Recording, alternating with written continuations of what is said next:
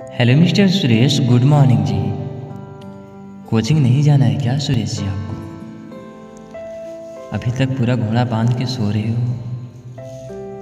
Mister Suresh Babu good morning. सबसे पहले मेरे ओर से दोस्त, चलो ना कोचिंग चलना है, लेट हो रहा है, उठ जाओ जल्दी से।